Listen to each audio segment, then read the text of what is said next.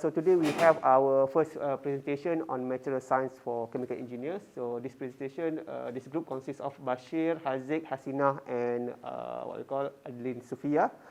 So they will present about polymer nanocomposite. So without further ado, I will ask them to take the floor.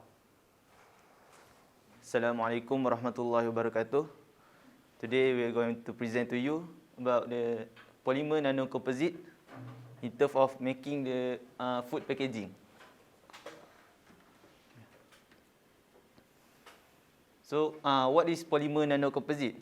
So basically, polymers that are reinforced with nanomaterials as nanofillers. The nanofillers can be any element. For example, nanofillers can be carbon or something else other than polymers. That means that what mean by polymer nanocomposite. So, in polymer nanocomposite, the most important topic to be considered is the dispersion of the nanofillers in the bulk polymer matrix. So that means they need the right amount of nanofillers to make the polymer nanocomposite better in properties. Then, polymer have replaced conventional materials such as metal, ceramic, paper in packaging application. So you can see, usually people make food packaging by using the polymer, not other as like metals. This is because polymer is easy to process and polymer also versatile and less expensive. So it means polymer is cheap. So from our article, we using two methods to make the food packaging. The first one is low density polyethylene nanocomposite using nanoalumina particle as filler. So they use a nanoalumina particle as a filler. That's the first one of our article. And the second article, you can we will share with you how they use different polymer clay and different with different formations.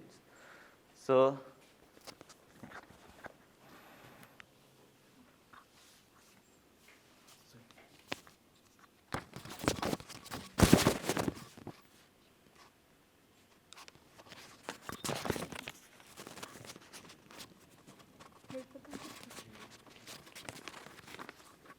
for problem statement, the industry need to cater to demands for lighter, stronger, less expensive, and more versatile materials, other than solving issue of decreasing water vapor permeability for polymers development as sustainable packaging materials. They also need to develop high barrier properties against gases like oxygen, carbon dioxide, flavor compounds, as well as water vapor migration. Other than that, they need to increase compatibility between polymers and fillers by reaching complete dispersion of nanoplates.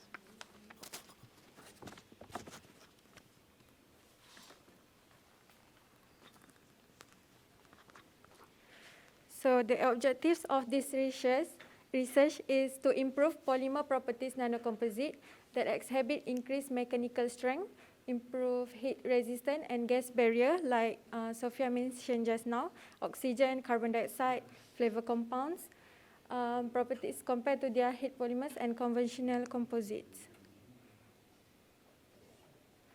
So what is the importance of this research in material science is to create a better quality performance of the material. As we know, nanocomposite is the new method to solve any deficiency of the material, and it is a new alternative to conventional technologies for improving polymer properties. It also can solve several material problems like mechanical strength.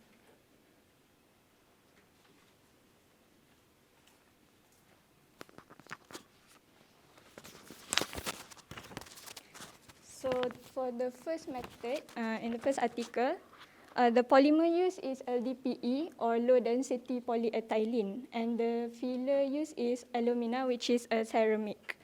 So firstly, this mixture is prepared by melt mixing at 125 degrees Celsius, and after that pressed to thin film by using technique of hot melt pressing at 125 degrees Celsius as well. And then for a uniform filler dispersion, sodium dodecyl benzene sulfonate, SDBS, which is an ionic surfactant, is added during the blending process. Next, to enhance interfacial interaction between the alumina and the LDPE, the alumina surface is treated with silane, which acts as a coupling agent. So FTIR is used to, FTIR and SEM is used to respectively study the effects of alumina addition to the structure and morphology of LDPE. So there are 3 tests to study the mechanical behavior of nano-alumina reinforced LDPE composite, which is tensile test, flexural test, as well as impact test. Next. For the second article, they use a different ceramic filler, which is monorilonite or MMT, as well as kaolinite. So there are 3 ways to form polymer clay nanocomposite that are mentioned in the article. The first one is tectoid, where as you can see here, the space between the clay is not expanded. So the polymer chain is not able to enter between the spaces. So there's poor affinity between the polymer as well as the clay. For the next one, in the intercalation method, the interlayer space between of the clay is only moderately expanded, so to allow polymer chain to enter the space. But the shape remains compared to the exfoliation process where the clay layers are completely separated and distributed into the polymer matrix so that the polymer can have higher affinity with the clay structure. So the techniques used to test this structure is X-ray diffraction, wide angle and small angle X-ray scattering, scanning electron microscopy, transmission electron microscopy, infrared spectroscopy, as well as atomic force microscopy.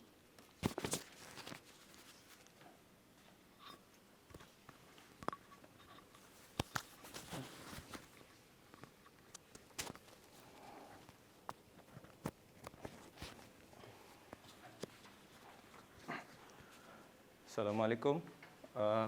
I'm going to present my part, which is how can we relate this research to what we have learned in class. The first one is polymer. In both research, we can see that the food packaging is polymer based. This is the definition of polymer that we learned in class. Substance that consists of structural entity, repeat unit, that is successfully linked in chain-like fashion. The class of polymer that used is thermoplastic, which means that the plastic can reshape once the temperature to melt, once it reaches the temperature to melt. Second, nanoscale. In the research, we can see that both research that have nanoparticle, which is nanoclays, and nanopolymer, which is at the 10 the power of -9. The third is LDPE, which is the low density polyethylene. At molecular level, we can see that the LDPE has a lot of branches in its structures. Therefore, it is a branch polymer. LDPE is not very strong, but it is usually soft, flexible, and lightweight. LDPE is also very cheap. Plus, in addition of 1% nanoalumina particles into the LDPE, it is able to improve the mechanical resistance and heat resistance, also the gas barrier. Hence, I think LDPE is very suitable to use to make the food packaging. The next one is the tensile test. Tensile test, we learned a few video lectures back. The purpose of tensile test is to measure the force required to break a plastic sample specimen and the extent to which the specimen stretches or elongates to that breaking point.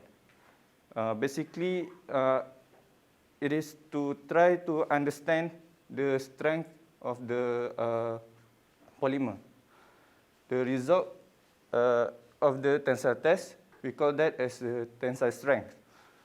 This is the stress strain graph of a test in method 1.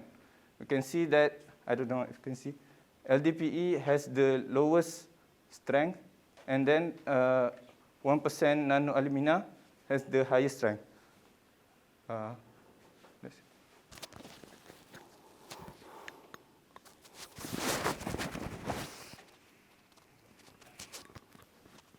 So next is future outlook.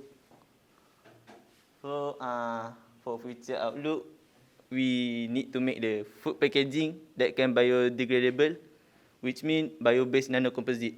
Actually, there is in industry they have made the bio-based nanocomposite, such as protein nanocomposite or cellulose nanocomposite.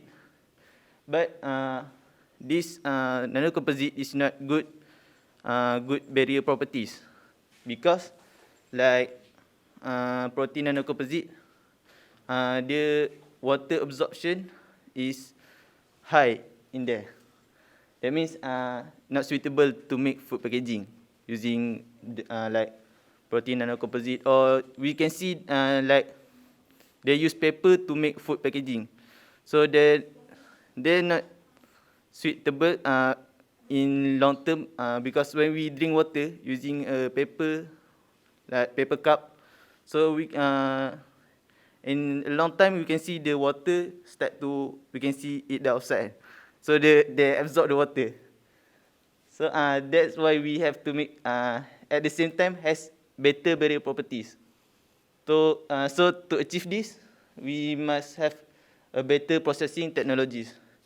So right now we, what Adeline said, just now we have FTIR or SEM to see the structure of the polymer. So in future outlook, I hope we can make better technologies that can make polymer that bio-based can be suitable for food packaging. Okay. So that's all from us. Thank you.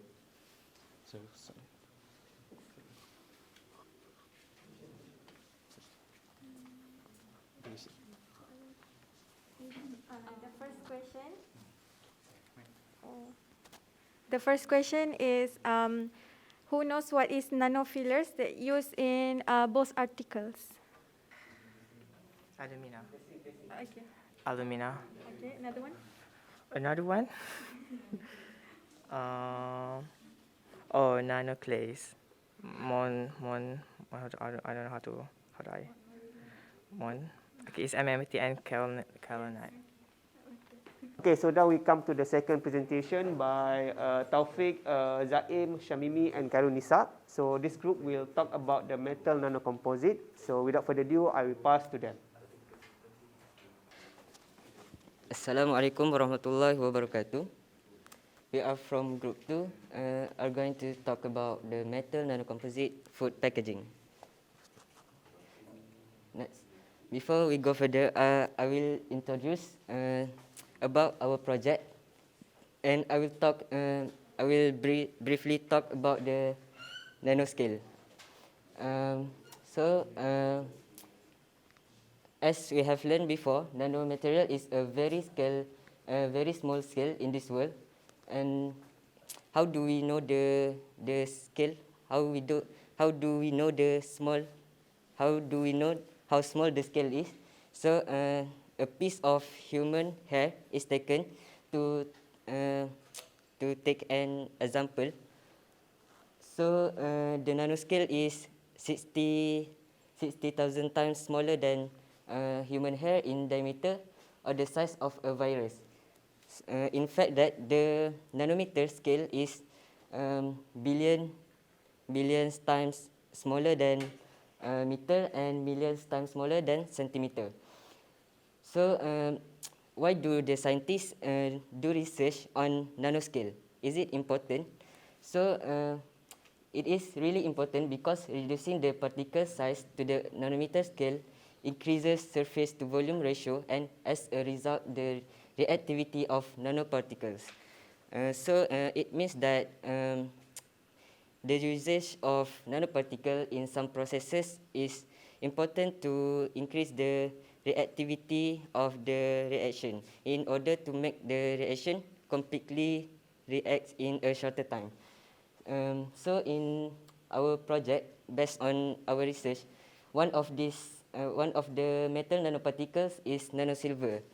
Nanosilver have exceptional characteristic as biocide that have made them the largest and the fastest growing class of manufactured nanomaterials in commercial applications.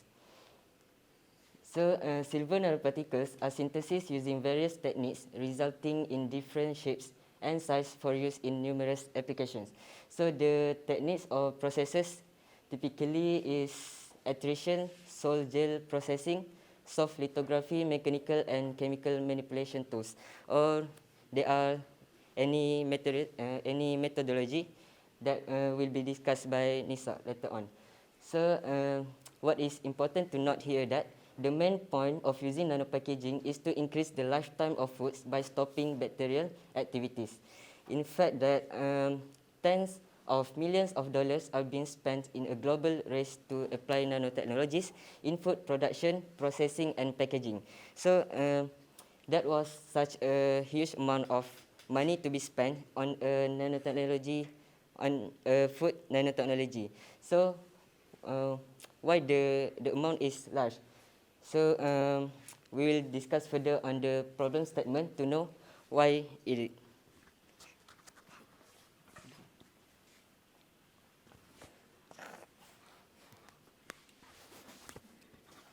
Okay, so we move to problem statement. So the first problem statement is unsafe food comes from poor quality and unsafe food packaging. As we all know, today there are many cases that many foods are spoiled and due to the cheap or unquality food packaging. So the second problem statement is food lifetime is short, and as we can see in this nowadays, there are many instances that the food is contaminated or spoiled before the expiry date. So that this project, inshallah, will lengthen the lifetime of the food. So the third is consumers do not concern about the condition of the food, whether it is contaminated or spoiled. So sometimes we doesn't know whether the food is good or not based on the packaging, but with the nanotechnology, it will detect whether the food is contaminated or not. Okay, so we move to the next point.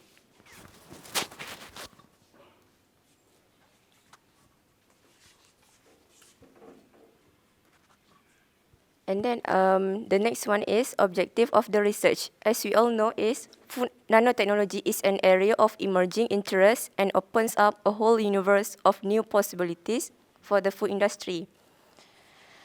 For the first objective is to improve the plastic materials barriers. Various properties that are important to be considered, like permeability of gases like oxygen and carbon dioxide, water vapor, aroma compounds, and lights. These are the important factors to maintain the good quality of packaged foods. The second objective is to incorporate the active components. It is important to give the functional attributes instead of conventional active packaging. The third one is to give the sensing and signaling of relevant information. It will provide the information if the material used is not suitable and give harmful effects. Another objective is to improve mechanical properties. Carbon nanotubes are one of the examples to improve the mechanical properties. The benefit is to pump out the carbon dioxide gases and absorb undesirable flavors. The next one is to detect the microbial contamination by using biosensors. Its characteristic is intelligent, active, smart food packaging systems. Nano-encapsulation is one of the bioactive food compounds, is one of the example of emerging applications of nanotechnology in the food industry. Then the other objective is to help in improving mechanical strength, to reduce weight, to increase heat resistance, to improve ultraviolet radiation, moisture, and also the volatiles of food packaging materials. By understanding the concept of nanotechnology, as well will help a lot to create and improve the food packaging in the better ways. Nanotechnology may revolutionize the food system and has the potential to influence the science of the food in a positive way, as it could generate innovation in the food texture, packaging, taste, processability, and the stability during the shelf life. Nanotechnology enhanced food packaging offers an improvement over conventional packaging that uses plastic barriers.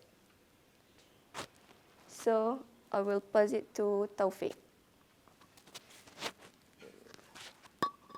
Okay, so the importance of the research is the first one, the understanding of food materials and food processing at the nanoscale is important to create new and improved food products. So currently, the food products in nanotechnology is currently relatively small.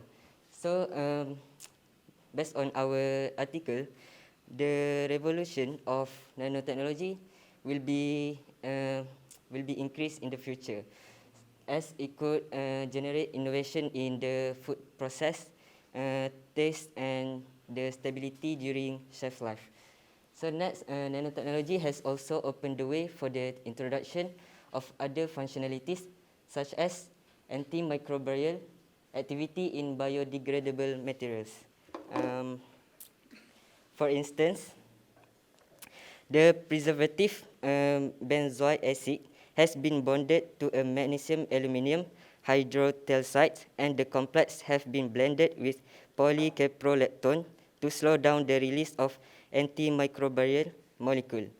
And furthermore, nanotechnology holds great promise to provide benefits not just within food, but not just within food products, but also around food products. Next. So in terms of their materials, the food packaging may extend food life, improve food safety, alert consumers that food is contaminated or spoiled, repair tears in packaging, and even release preservative to extend the life of food in the package. Next. In terms of their applications, it can be utilized to detect bacteria in packaging, produce stronger flavor or color quality, and safety by increasing the barrier properties.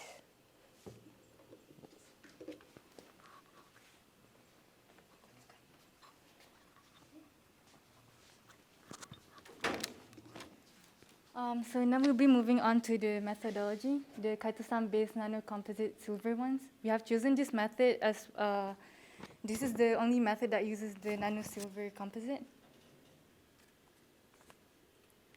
So what is chitosan? Chitosan is a natural product derived from chitin, a polysaccharide found in the shells of crustaceans. Due to the presence of reactive amino as well as hydroxyl groups, chitosan have the functionality that includes antimicrobial activity and metal binding properties. So in the food industry, the film have been studied for their potential as an active packaging material to extend the shelf life of food. So the material used in this journal is chitosan, nanosilver, silver zeolite, glycerin, and they were all obtained from their respective company. So the method used to prepare the film are as follows. The silver and iron was dispersed into an acetic solution by vigorously mixing and then sonicated to obtain the nano solution. Then the chitosan powder was added into the nano solution after glycerin was added and were heated up using a hot plate mixer. The solution was sonicated for an additional 10 minutes, after which it was strained. The solution was strained through 8 layers of cheesecloth to remove the debris and then casted onto a Teflon coated glass plate.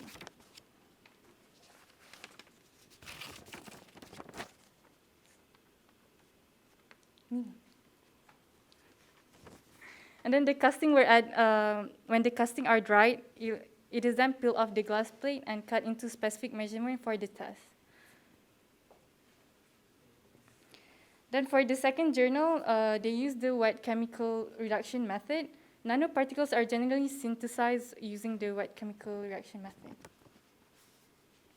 So the synthesis of silver nanoparticle. First, the silver nitrate was dissolved in distilled water. Then the trisodium citrate, which is the reducing agent, was added to the solution. After that, it was placed at 90 degrees for 2 hours, and then the solution color will change to red.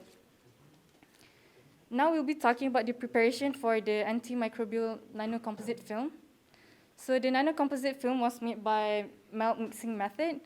Melt mixing is the dispersing of nanoparticle by mechanical shearing action of molten state.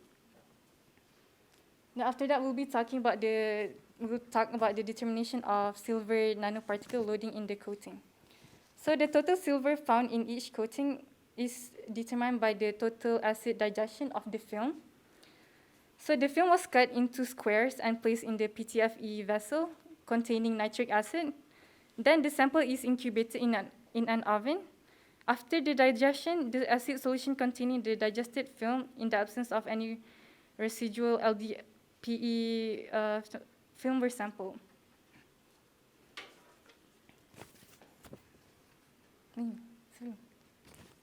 Then the digestate was diluted with milky water.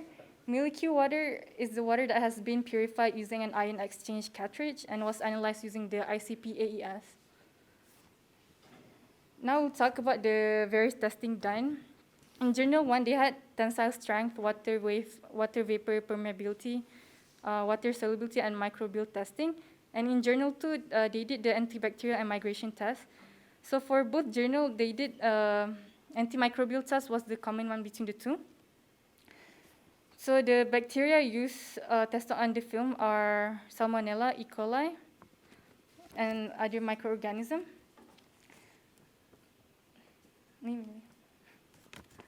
So the result between the two tests has proven to be successful, as the film containing nanosilver exhibit distinctive microbial inhibition zone against tested microorganisms.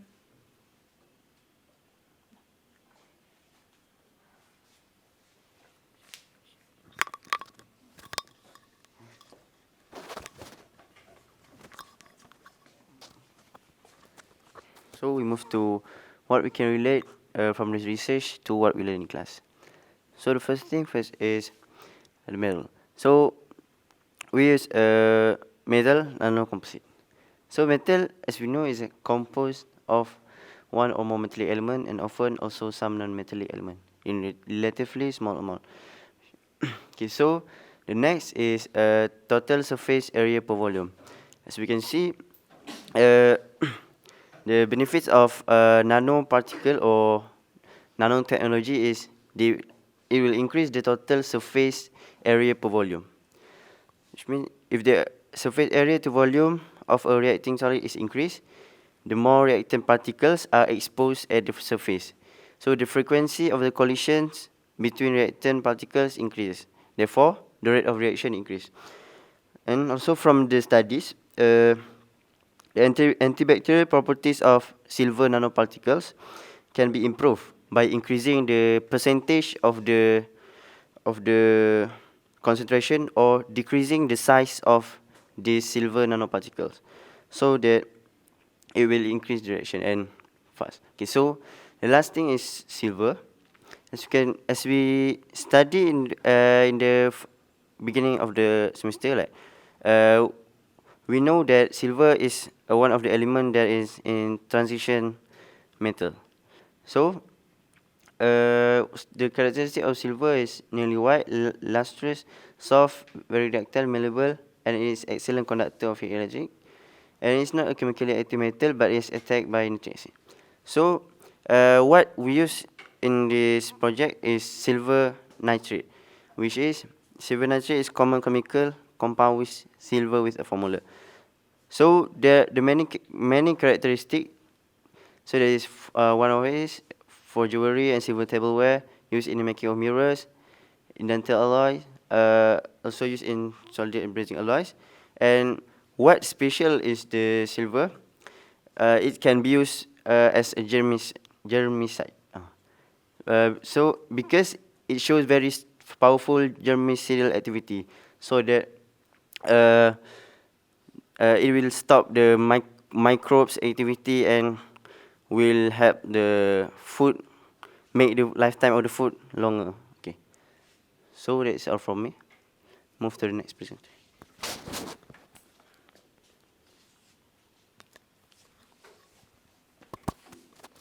Then a future outlook for our research is the production of food packaging using nanotechnology applications must be widely used in our country in the future, as it will give many benefits from that. Currently, there is an increasing growth of population, economy, and industrialization that ultimately result in huge demand for energy along with sustainability in the environment. The increasing demand for energy has given an alarming climate change due to emission of toxic gases in the atmosphere. The usage of nanotechnology has enormous potential for the development of advanced applications for upgrading the quality of life. Therefore, by detecting pollutants with specific sensors, we can help protect the sustainability of human health and also the environment. Thus, nanotechnology provides us with a new approach to reduce the emission of greenhouse gases. Due to that, nanomaterials and technology applications will play an important role as it is an emerging and fast-growing interdisciplinary field with enormous applications for sustainable development. Nanotechnology will make possible great advance in our ability to solve the environmental issues. Last but not least, nanotechnology also can boost the economic growth and improve the capacity, also quality in industrial sectors. It can significantly change the human life, social environment, and also our country's economy. So I think our presentation is going to the end. Thank you. Okay, our question is, why is it important to improve plastic material?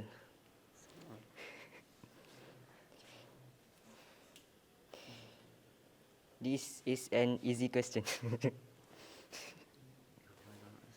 So, Panggil Alif.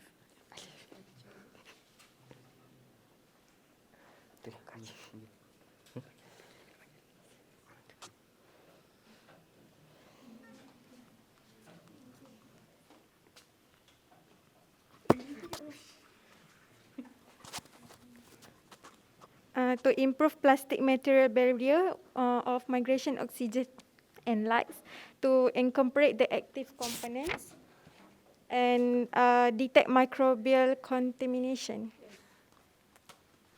Okay, so now we come to our last presentation. This group will present about ceramic nanocomposite. Alif and also Harith will present about that. So without further ado, I will pass to them.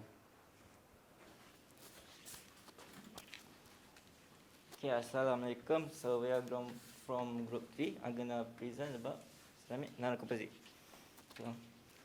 So what is ceramic nanocomposite? Ceramic nanocomposite is a type of nanoparticle that is composed of ceramic, which are generally classified as inorganic. You know what is ceramic? Ceramic is something that have a property of have both property of metal and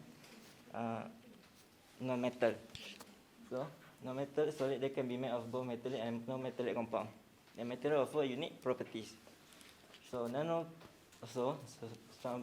ceramic nanocomposite contain oxide, carbide, and nitride in combination with metallic or non-metallic element, coating of transition metal Such reveal property better than other metallic or organic oxide even at few nanometer thickness due to their fast stability, fracture toughness.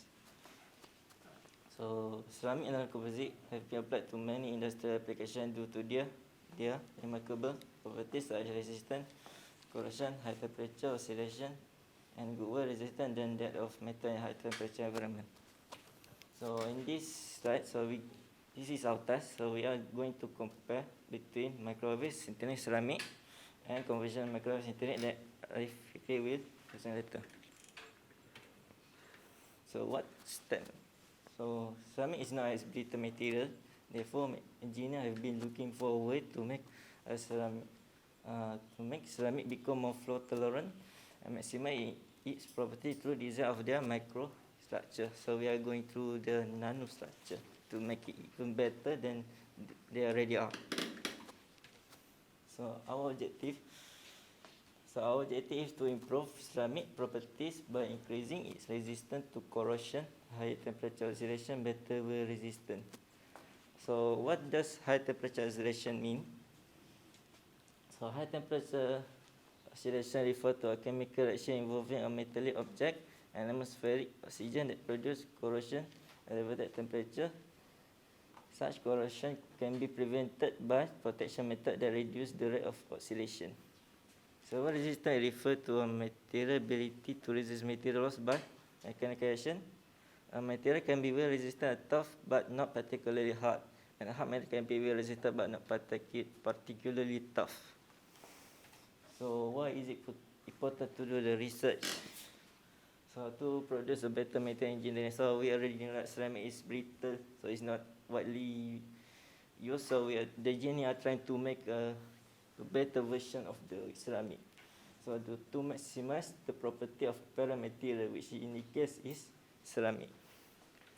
So this is next one. Bismillahirrahmanirrahim. Assalamualaikum. So I will continue the presentation. So the next slide is a hypothesis support. So in this experiment or this process that we tried, but we think that the process, what happened with the process that we think when we use the ceramic nanocomposite, the sample in the microwave will be heat faster. And the microwave will become more stronger and less brittle, as we know that ceramic is a brittle material, and the ceramic microwaves resistant to the corrosion. But however, there are a few disadvantages in this process, which is inherent brittleness of ceramic, which means even the nanocomposite make the microwave become stronger and less brittle, but ceramic still become brittle, but it just lower the brittleness of ceramic. But it means it still can be brittle. And next, severe sensitivity to flow and point of contact stress, and low strain tolerance. And the last one is unpredictable catastrophic failure. So the methodology, the method that we that use the ceramic nanocomposite, which is a microwave sintering. Microwave sintering is considered as a relatively new ceramic material processing technique that differs significantly from conventional sintering method due to the nature of the heat transfer mechanism involved. Hence, microwave sintering is classified as a non-conventional sintering technique, which is why we compare to the conventional sintering technique. Okay, this is the experiment of microwave sintering ceramic. As we can see, this is the ceramic tube that we use. The difference between the conventional sintering microwave. So the microwave. So the microwave we use in this experiment, which is they use the nanocomposite ceramics. Next. Okay, for the advantage by using microwave sintering ceramic against the conventional microwave sintering, the microwave sintering ceramic shorter the sintering time and lower energy consumption. It means we can heat something more shorter, less time, but use low energy. So it will save our the energy of consumption. And then higher heating rates can be used, which means that we can burn it more higher. And next, material with a finer nanometric microstructure with a high degree of densification and enhanced mechanical properties may be obtained due to the densification mechanism involved. And next, the flexible due to possibility of processing near net shape material. And the last one, this method presents its fast, economical and flexible processing tool. So the future outlook of the process, ceramic nanocomposite are important in class of material which pose many advantage features. For example, in the commercial and consumer product. For example, in this lasing, the lasing is using ceramic nanocomposite in the glasses, so it can make the laser more strong and more bright. And also in the electro-optical effect. And so nanocomposite is very recommended in the suitable product. For example, like these two products. Next. So for the conclusion of these nanocomposites, to summarize, nanocomposite, which is nanoparticle, as reinforcement show remarkable improvement in both rooms. So nanocomposite, ceramic nanocomposite, actually just like a reinforcement for the some product and to make them be more better. And the most crucial step in design and fabrication of the nanocomposite is the processing. Good dispersion of nanoparticle is crucial for producing composite with improved mechanical properties. I think that's all. Sorry for the short presentation because we are short of members today. Thank you. Okay, so for the first question, the only question. For the question, it's just a simple question. As we know, ceramic nanocomposite was built from the few materials. So I want somebody tell me what the combination of material that build ceramic nanocomposite. They have clue. The clue is only 3 things, 3 materials.